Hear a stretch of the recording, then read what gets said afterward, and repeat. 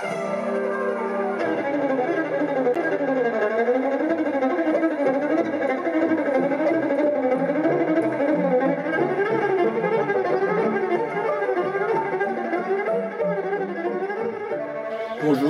je m'appelle Pénin Serge, je suis apiculteur amateur depuis l'âge de la retraite. Je fais ça pour le loisir et surtout pour être au contact de la nature. Ça m'apporte énormément de choses, entre autres la connaissance de la nature plus approfondie. Bonjour, je m'appelle Daniel Comé-Morel, je suis apiculteur depuis une quinzaine d'années. C'est moi qui ai formé Serge même, pour l'apiculture, c'est pour le loisir et je trouve que c'est bien. Alors l'apiculture et la connaissance des abeilles, ce sont des insectes qui produisent du miel en première partie, du miel, et ensuite ont pour but de tout polliniser la nature, les arbres fruitiers en particulier. Et sans ces insectes, la vie serait très très réduite sur Terre. Il y a M. Einstein qui a dit que s'il n'y avait plus d'apiculture sur Terre, au bout de 5 ans, il n'y a plus de vie sur Terre. Alors il faut savoir que le miel a pas mal de vertus. Nous allons tomber dans le domaine de l'apithérapie, c'est-à-dire que tous les produits qui sont issus de la ruche sont utiles, c'est-à-dire la gelée royale. La gelée royale sert pour nourrir les larves et la reine. La propolis. La propolis est l'antiseptique de la ruche. Les abeilles s'en servent beaucoup pour boucher tous les trous de courant d'air qu'il peut y avoir dans la ruche. Le pollen. Tout ça sont des produits qui nous apportent du bien-être. On en trouve beaucoup en pharmacie, tout ce qui est à base de propolis. On en trouve un petit peu à la coopérative à Saint-Victor. Et question pollen, on n'en mange pas souvent. On le trouve souvent déshydraté. On ne le trouve pas beaucoup autrement. En frais, il faut vraiment connaître un apiculteur pour avoir du pollen frais. Et tout ce qui est propolis, c'est généralement acheté par les laboratoires pharmaceutiques qui, à partir de là, font des médicaments qui sont bien sûr naturels et très efficaces pour la plupart.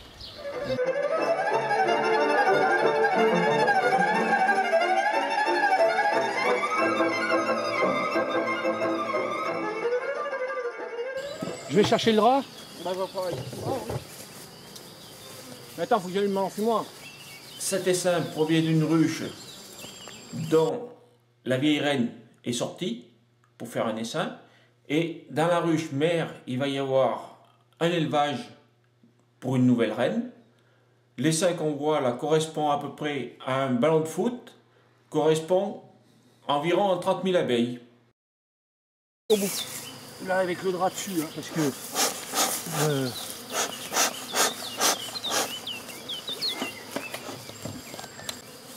une ruchette est plus petite qu'une ruche, correspond à peu près à 6 cadres.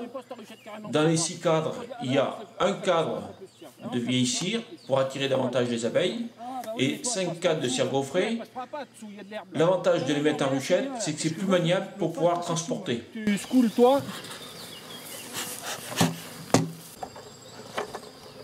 Ça c'est des, il y en a 5 comme ça. 5 comme ça Et il y en a même pas de vieux. il y a un vieux cadre. Voilà, il y a un vieux cadre.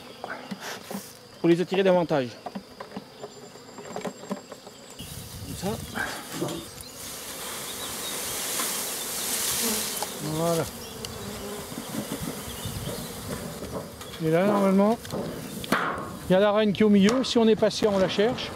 La reine a l'abdomen 2 fois plus grand qu'une ouvrière. C'est pour ça qu'on arrive à la reconnaître dans les ruches.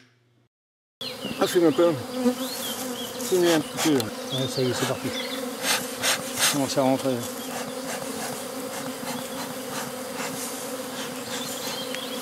Dans le paquet, là, il doit y avoir des mâles, non? Bah, j'en ai vu un mâle tout à l'heure.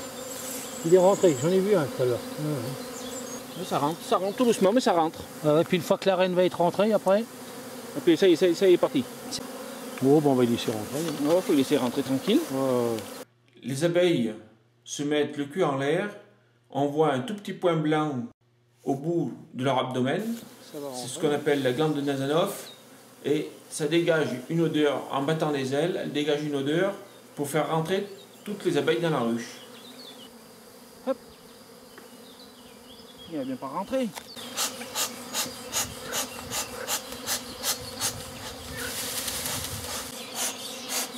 qui s'est mis dessus. T'as dit qu'il va pouvoir rester en ruchette tout le temps. Hein? C'est pas dit qu'il va pouvoir rester en ruchette, il va falloir acheter des ruches.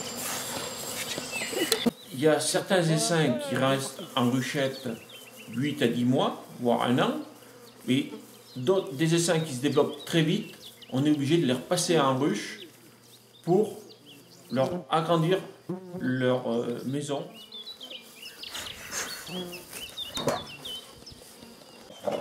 Comme elles ont beaucoup de trucs à bâtir, alors on leur donne du sirop. Le sirop est fait de 50% d'eau, 50% de sucre, que l'on fait bouillir, et il sert exclusivement pour nourrir les abeilles au démarrage. Parce qu'on ne met jamais de sirop pendant la récolte de miel. On le met au démarrage ou en fin de saison. Alors on va mettre ça dessus en attendant, parce que là c'est pas... Mais bon, on va faire comme ça. Et puis, je vais y attacher avec ça. Pas directement dessus, hein. C'est comme ça, voilà. Tu vois, tu me donneras une haussette. Voilà, impeccable. Comme ça, j'aurai pas à des agacer.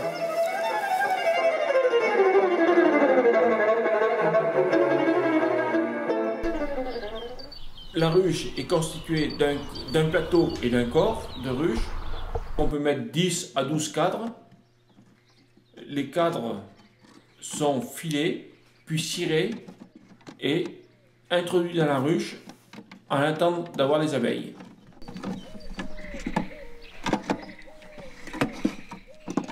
Et en place.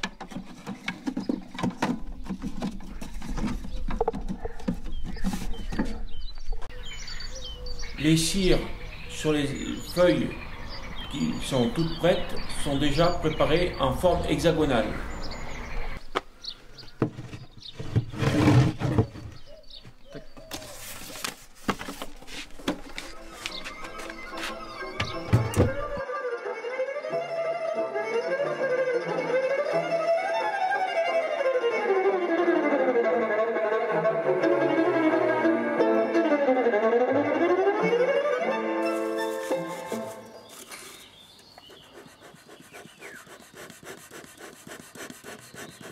L'enfumoir sert à prévenir les abeilles de la présence de l'apiculteur et les abeilles se gorgent de miel et piquent beaucoup moins l'apiculteur du moment qu'elles ont le ventre plein.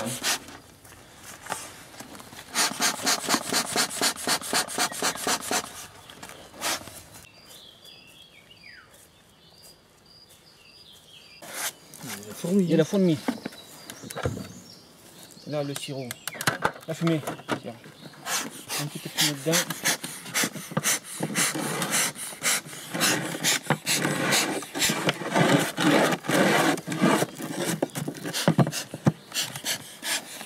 Celui-là, on va le laisser par là. Tu veux la boîte? Non, non, non, pas tout de suite la boîte. Tout de suite? Non. Ça, c'est des cadres qui sont vides.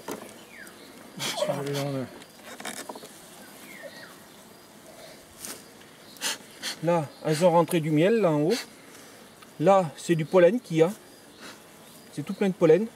Le pollen sert uniquement pour nourrir les larves. L'autre qui est à côté, elles sont en train de bâtir. Ça m'étonnerait. Là, elles sont en train de bâtir, elles ont rentré encore du miel aussi, là. Là, elles ont fait une surconstruction. Tiens, ici, ça. Voilà. Pareil, vous voyez ça.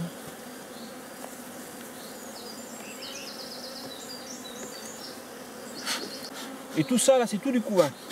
Le couvain, c'est tout des futures abeilles. Il faut savoir qu'une reine, en pleine période de ponte, fait 2000 œufs par jour. Ça veut dire que 15 jours, voire 3 semaines après, vous avez 2000 abeilles qui naissent par jour. Le couvain est nourri exclusivement de pollen, de miel. Les alvéoles sont fermées avec de la cire. Avec le temps que ça a fait, là. Le corps de la ruche est réservé aux abeilles. L'apiculteur ne prélève que le surplus qui se trouve dans les hausses, 1 à 2 hausses, voire 3 hausses par ruche, sachant qu'une hausse peut arriver à peser 20 à 25 kg. Là, on voit du miel. Il est bien perculé celui-là. Il coule pas. Hein. Tu l'as vu? Il y en a d'autres à sortir après.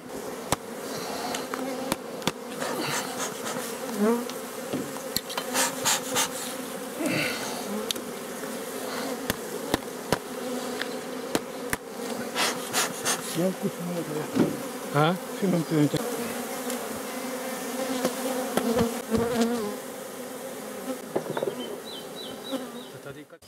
Ah, quand ils sont en train de semer. Hop, hop, hop, hop.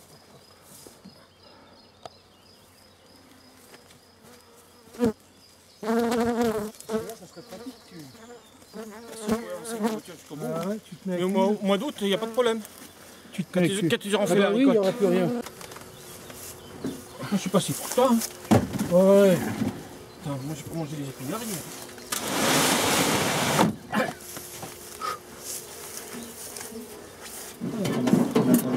On va aller faire chez moi.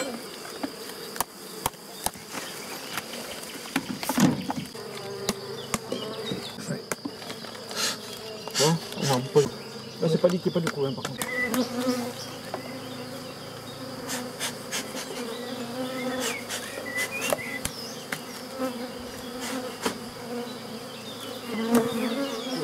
Ah oui, merde. Tu vas aussi?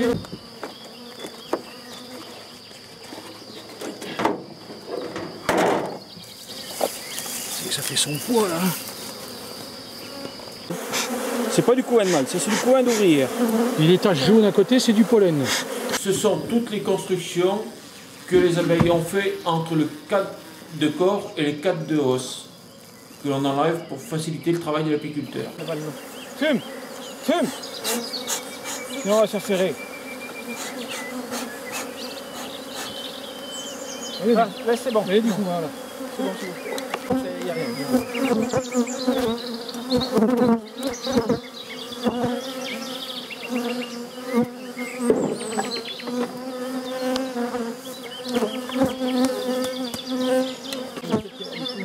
Oui, il y a du monde là.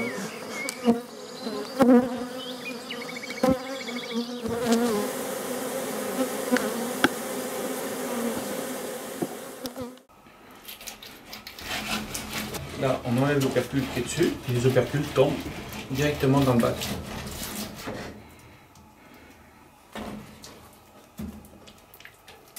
Recto verso.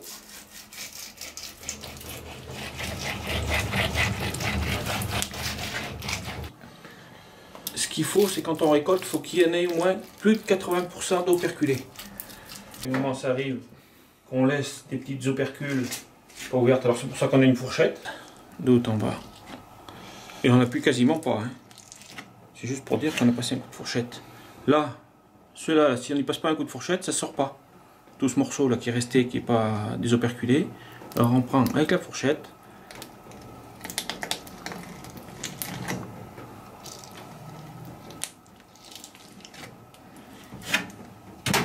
Voilà.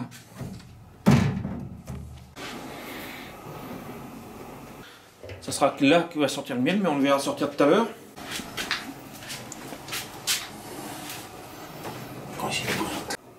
Les cadres viennent se positionner comme ça dedans.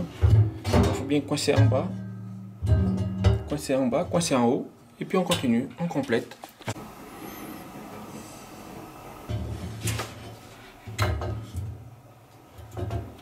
Voilà, on tourne jusqu'à mettre 9 cadres.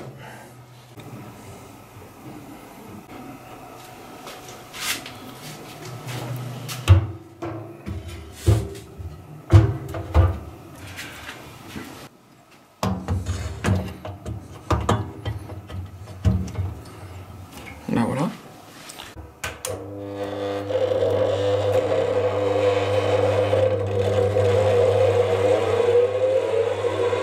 Tout doucement.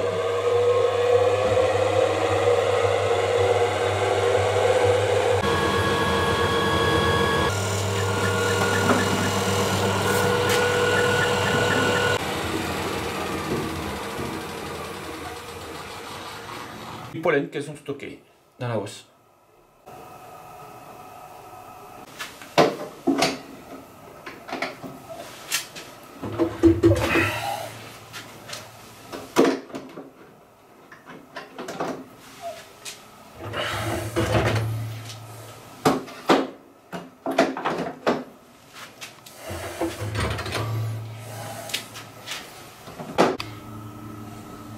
Le maturateur est un bidon cylindrique qui sert uniquement à mettre le miel dès qu'on a fait l'extraction pour sa conservation et le faire décanter.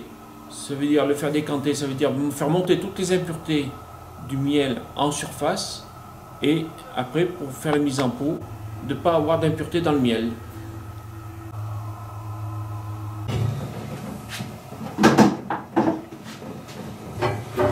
Tous les opercules qui tombent dans le bac, on prend tout, on met dans le pressoir, et le pressoir qu'on met en route. Alors la cire reste là, et tout le miel qui reste est passé encore à travers un tamis et retombe dans un seau, que l'on mélange avec le miel qui est dans le maturateur, parce que celui-là, miel, il y a plus les propriétés de conservation, il y a tous les opercules dessus.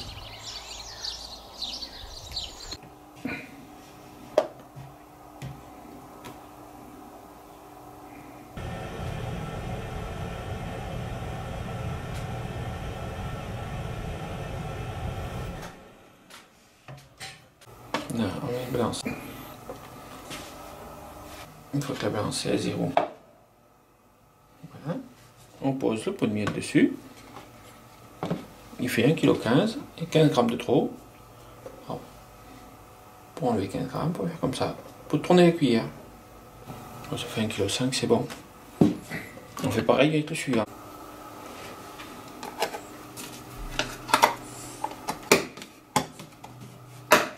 Et on chasse l'air un petit peu. Et voilà.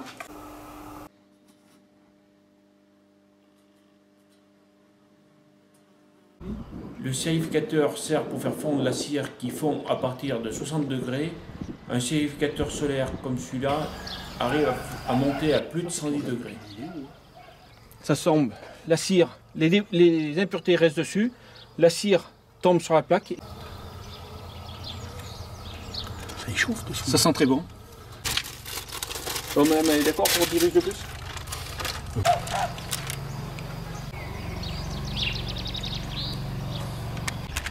Ils nous font payer juste la façon. Et ils nous déduisent 5% sur le bloc de cire. La coopérative à Saint-Victor est tenue par une quinzaine de bénévoles. Ici, on vend que du matériel apicole. Nous ne vendons pas de miel, rien du tout, ni de produits de traitement. On vend que du matériel. Ici, vous avez à l'entrée tout ce qui est extracteur, bac à désoperculer, sérificateur, maturateur, les ruchettes qui sont en promotion, et puis la cire qui se trouve de ce côté-là. La cire, en général, il y a l'épifonda qui se trouve en même temps, et les habits qui se trouvent au fond. Ça, c'est des extracteurs. Celui-là, c'est un électrique, celui-là, c'est un manuel. Extracteur manuel, 9 cadres, c'est-à-dire qu'on met les cadres dans l'extracteur et on tourne la manivelle jusqu'à ce que le miel soit éjecté. C'est-à-dire c'est plus fatigant et moins régulier qu'un extracteur électrique qui est plus constant. Bac à désoperculer, maturateur et les ruchettes en promotion. Alors ceci est un sérificateur solaire, c'est-à-dire que c'est un instrument, comme son nom l'indique, qui marche avec le soleil. L'apiculteur met ses cadres de cire sans le miel bien sûr qui a été extrait. On fait pour faire refondre la cire fond avec la chaleur du soleil, on récupère la cire dans ces moules qui ensuite sont redonnés à un cirier qui lui nous rendra des feuilles de cire gaufrées. En tenue, on n'est pas trop mal achalandé. On a des blousons, des combinaisons pour personnes adultes. Et puis on a quelques tenues enfants. On n'en a pas beaucoup de tenues enfants, mais on en a quelques-unes. 2 sortes de gants pour l'apiculteur. Des gants en cuir qui sont relativement plus épais mais moins de sensation. Et les gants latex qui eux moulent plus la main, donc du meilleur travail personnellement.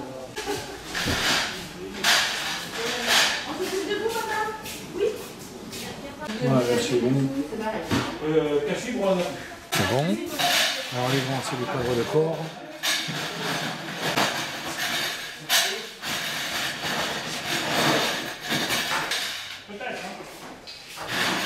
On a un robinet en dessous et c'est de la mise en pot après.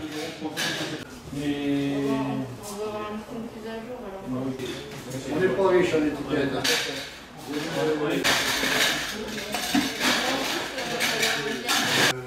Oui, mais c'est pas... Il y a ça.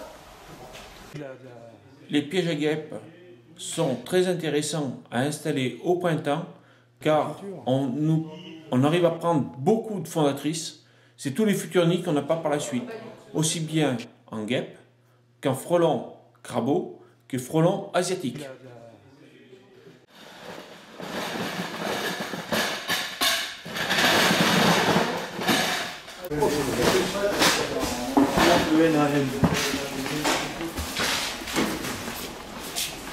Donc, moi je m'appelle Adeline, je suis enseignante et amatrice dans le monde apicole. Donc on a avec mon mari plusieurs ruches. C'est surtout lui l'apiculteur. Moi je découvre avec lui et puis bon, depuis la pluie je vais moins au rucher. Mais voilà, et on vient se fournir à la COP apicole de Montluçon. Le savon à la propolis est surtout bon pour les problèmes de peau et les savons pour parfumer le linge dans les armoires. Ceci est de la cire ramenée par les apiculteurs que le cirier nous reprend. Nous payons juste la façon pour remise en feuille.